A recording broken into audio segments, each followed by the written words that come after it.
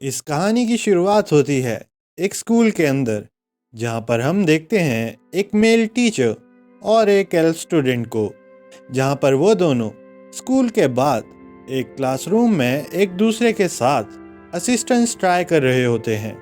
तो तब वो टीचर कहने लगता है कि ये मेरी एक स्टूडेंट है, आयरिस, एक एल्फ।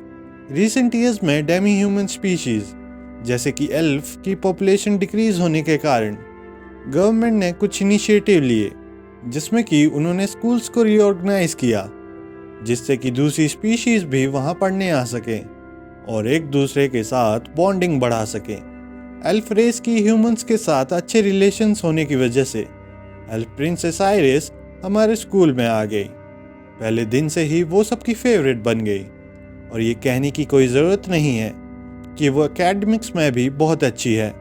एस लेवल का स्पोर्ट्स टैलेंट है और हर किसी से अच्छे से बात करती है। और मुझे तो ये तक लगता है कि क्लास के सारे लड़के इसके पीछे पड़े हैं। ये सब कहने के बाद वो वापस असिस्टेंस में लग जाता है। अब हम फ्लैशबैक का सीन देखते हैं, जहां पर वो दोनों एक रूम में अकेले होते हैं। वो दोनों एक दूसरे को देखकर काफ़ी नर्वस हो जाते हैं और समझ नहीं पा रहे होते हैं कि आगे क्या करना है। तो अब आइरिस कहती है कि मैं पहली बार असिस्टेंस के लिए आई हूँ, तो मुझे कुछ खास इसके बारे में पता नहीं है। तो वो टीचर भी कहने लगता है कि ये भी उसका पहला एक्सपीरियंस है।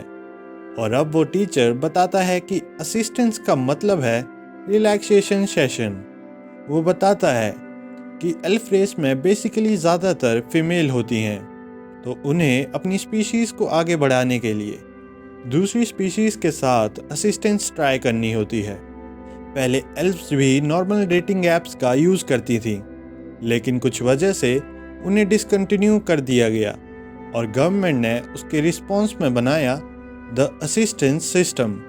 इस सिस्टम में बेसिकली ह्यूमंस को सिलेक्ट किया जाता है सपोर्टर्स के तौर पर, जिसके बाद उन्हें कई सारी स्क्रीनिंग से गुजरना पड़ता है।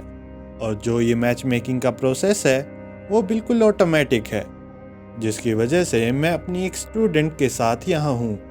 तो इसके बाद वो दोनों असिस्टेंस का काम शुरू कर देते हैं और एंड में आइरिस ये कहती है कि सिर्फ आज की असिस्टेंस से कुछ नहीं होगा, उसे आगे भी टीचर के सपोर्ट की ज़रूरत होगी।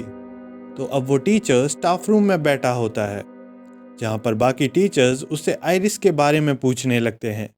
फिर रैंडमली उनका टॉपिक असिस्टेंस की तरफ हो जाता है और वो सोचते हैं कि आइरिस के साथ असिस्टेंस के लिए कौन हो सकता है, और वो टीचर चुपचाप ये सारी बातें सुन रहा होता है।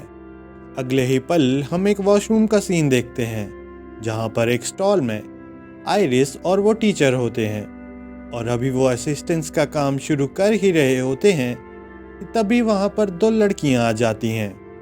वो टीचर इससे घबरा जाता है और फ्रीज हो जाता है, पर आइरिस को इस सब से कोई फर्क नहीं पड़ता और वो असिस्टेंस में लगी रहती है।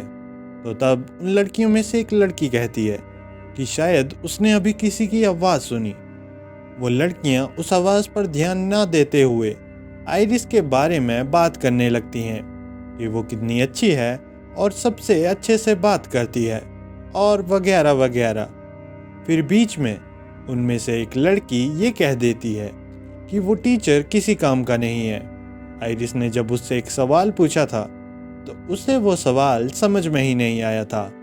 ये सुनकर वो टीचर उदास हो जाता है और ये देखते हुए आइरिस उससे कहने लगती है कि वो सिर्फ टीचर पे ही भरोसा करती है और वो उनसे ही असिस्टेंस की हेल्प मांग सकती है। ये सुनकर वो वापस नॉर्मल हो जाता है और फिर अच्छे से असिस्टेंस के काम में लग जाता है। असिस्टेंस करने के बाद आइरिस उससे कहती है कि अगर उसे उसका सपोर्ट आगे भी चाहिए तो उसे अच्छी तरह से आइरिस को असिस्टेंस देनी होगी। तो ये था इस एनिमे का रिकैप। मैं मिलूंगा आपसे अगली वीडियो में। Till then, take care.